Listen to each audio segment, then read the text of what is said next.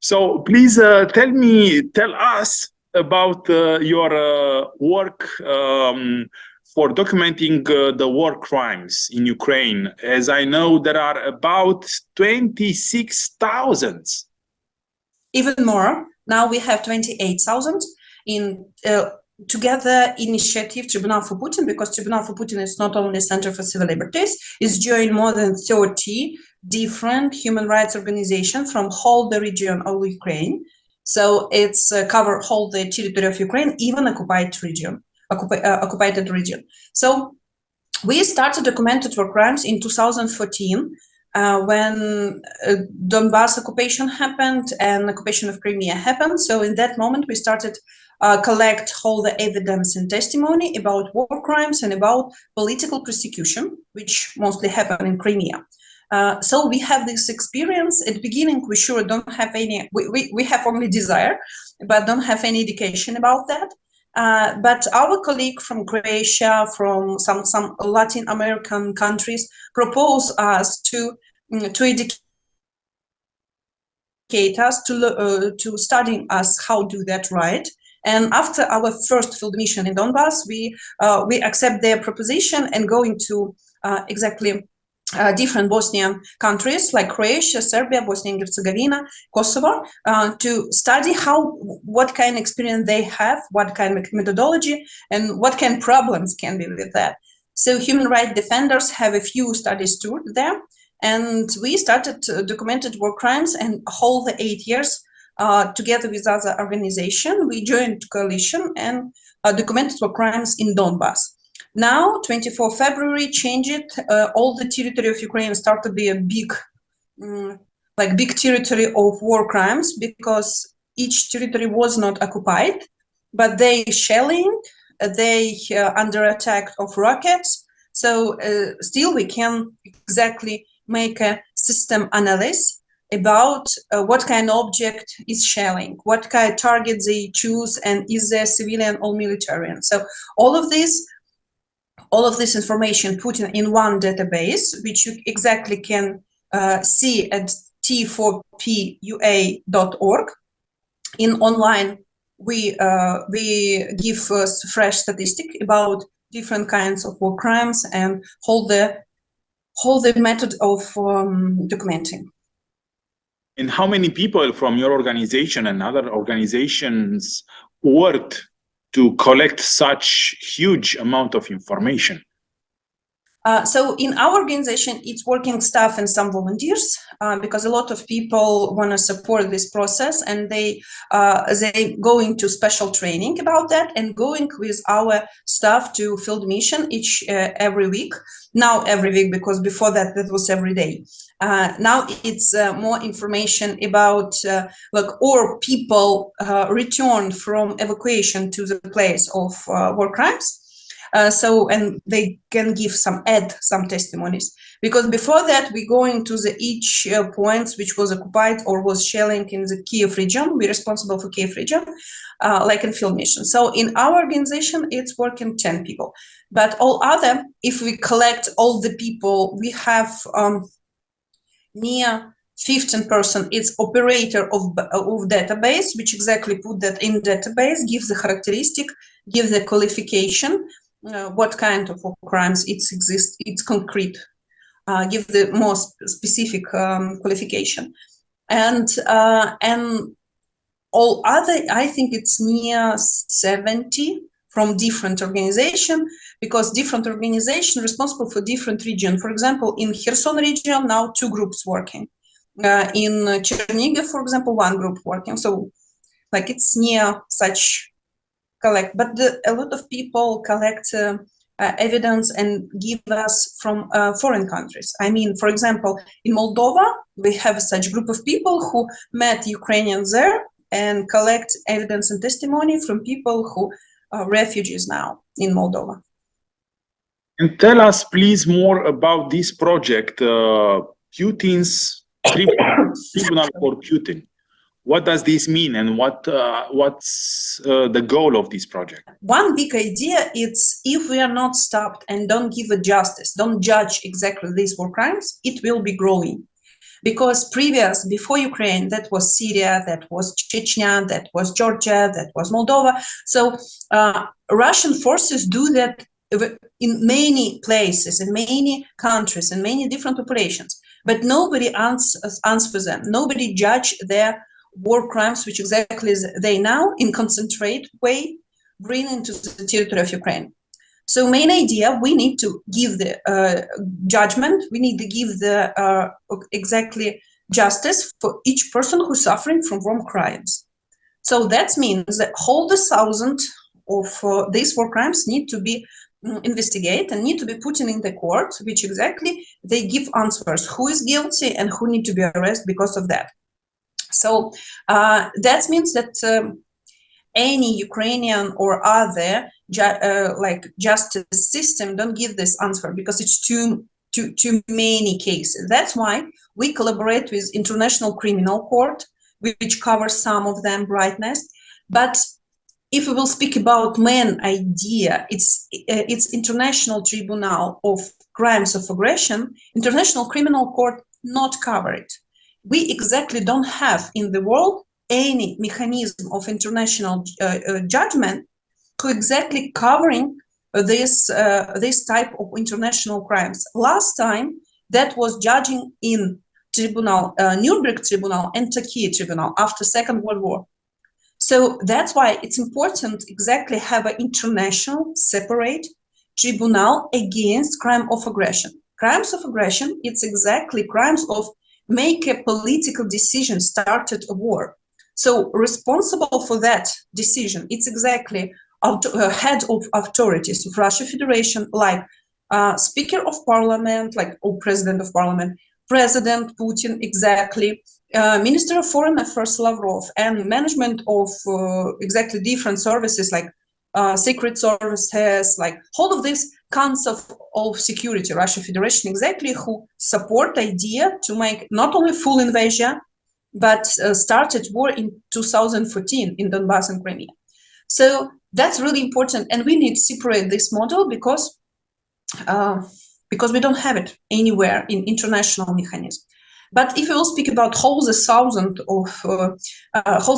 of episodes, that means we see it like collaboration between Ukrainian national judges and prosecutors and international representatives from countries which exactly have such experience, because we don't have it. Ukrainian don't have a war whole the independent time.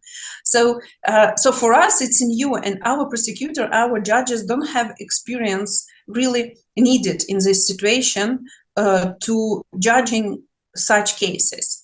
So as for us, it will be really needed to in implementation, international judges, maybe like UN can maybe a providing of such judges, propose them such position, control their work, because for us it's important experience. Second, it's really needed. We really want that whole the world seeing that we have such court decision not because we're part of conflict, but because independent judges from other countries say yes, there it's a crime, it's international crime, and these people need to be arrested and punished for them.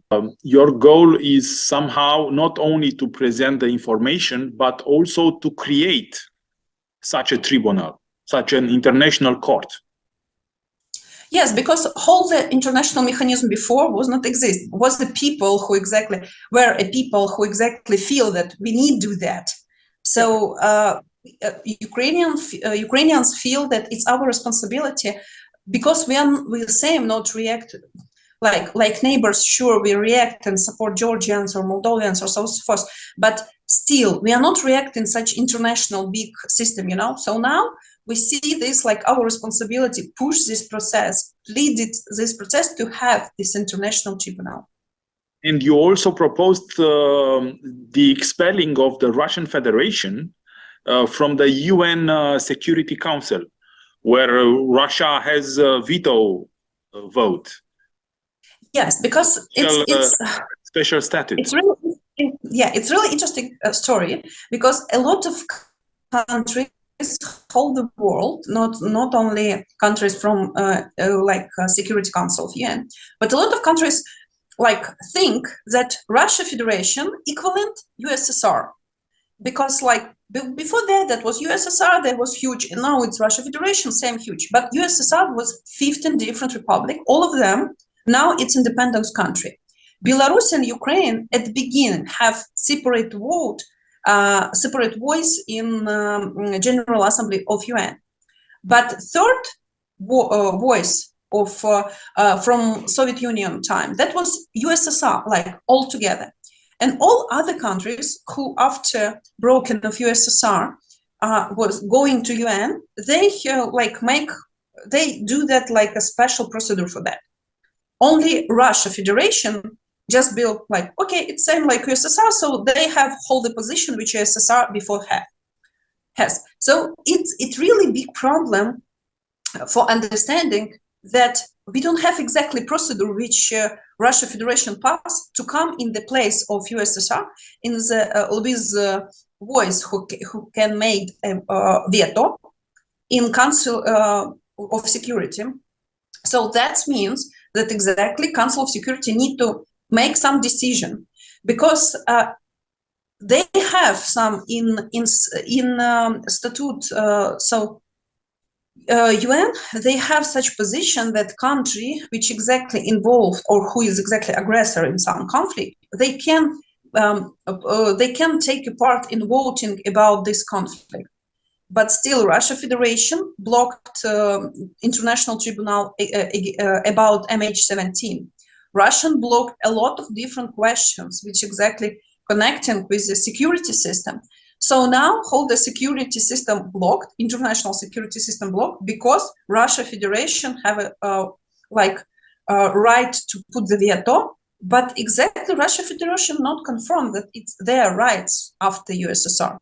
They use the right to veto any kind of decisions, but they don't respect the rules, the Charter of UN. And they break all of the rules, all of the international rules that maintain peace. In the same time, they want to keep their position in the Security Council. Yes, and it's a big problem, because you start to be like like a hostage of this situation, because it's showing that how vulnerable exactly the system when one member have a possibility block hold the decision. Council of Security, UN, it's only one mechanism to react to such situation like a war. Yes. So how it can be blocked? That means the whole international system of security is blocked. Yeah. Tell us about the feeling that you had when you find out that your NGO, your organization is Nobel Prize awarded this year. Oh yeah, that was really surprised. We're still a little shocked, because it's like, now we have a lot of job. We have documented war crimes. We react for any situation around that. We have periodically, blocking our internet, our light, our electricity. And that moment, you just work. You do that only this. And one moment somebody told you, we see you, we give you Nobel Prize. You're like, what?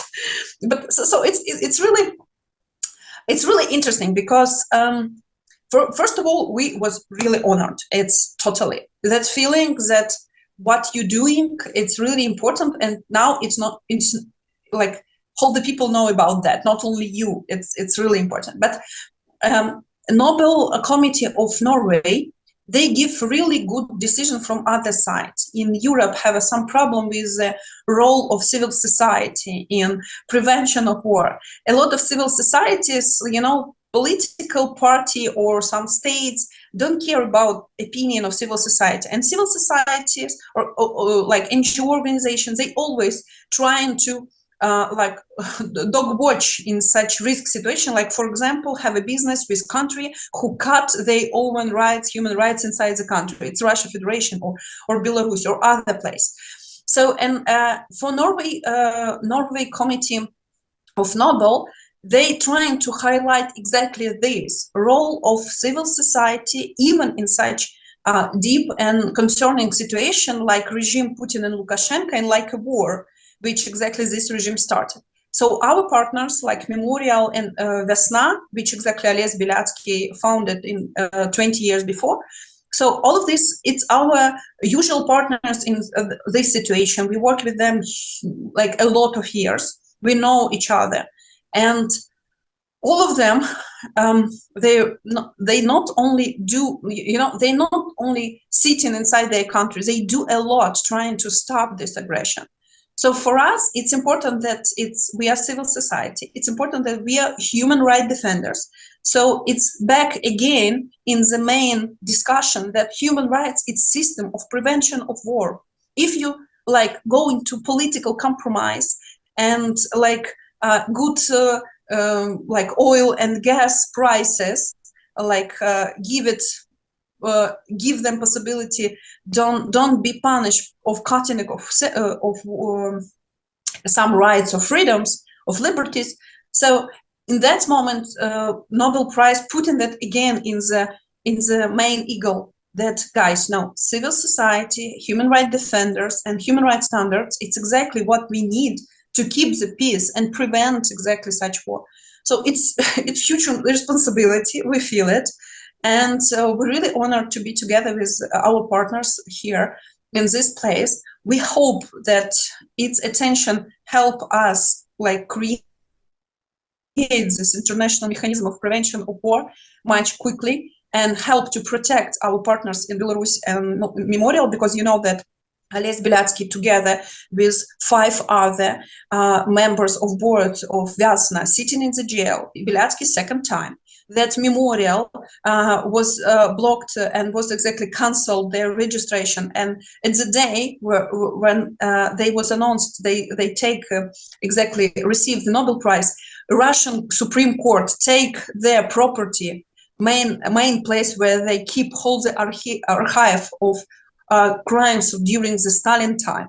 So it's showing exactly that Putin like keep quite a short distance with the ideology of Stalin, exactly, because he trying to destroy the organization who showed that Stalin make crimes, and Soviet Union, that was not epidemic of dying of people. No, that was concrete people who make such decision, who destroyed millions of people in Gulag and other repression.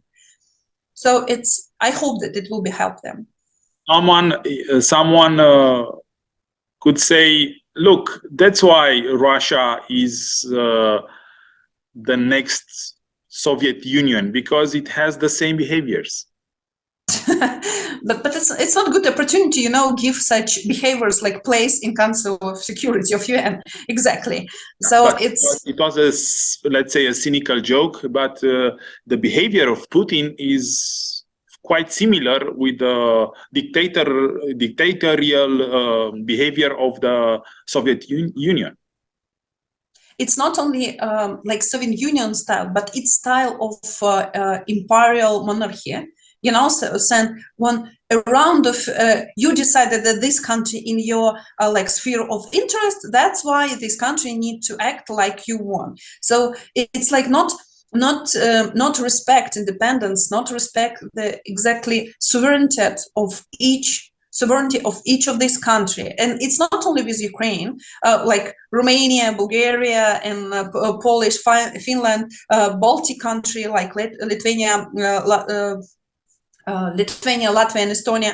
All of you remember that moment when Soviet Union decided that you need to act how they look like some situation. So we next generation of countries who exactly fighting now for our freedom and our respect by our self-independent, because it's still Russian Empire in different way. So still Russian Empire trying to be, a center of colonial empire, and that's why it's new colonial war, because we're still trying. And Ukrainian society, which exactly do that last 300 years, and now we have a possibility to be totally success in that, and broke all of this, depending of Russia Federation.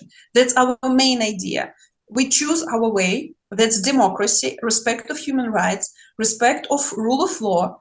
And that's why we are fighting with society, which exactly Putin created together with Lukashenko, where people don't have a possibility to manage their own lives because of propaganda, because of all of this corruption system, because the all oil and gas money, they're not spent exactly for organized, really comfortable country. No, Russian in totally uncomfortable country. People have. They are constructing missiles and tanks. Yes, so but they don't have a normal healthcare system. They don't have normal education system. People don't have enough money even pay their own bills. Seriously, so it's not like we have a lot, so let's start at war. No, they don't have inside a lot. Only small group of people who exactly like around the Putin have a lot of huge numbers of money. That's all.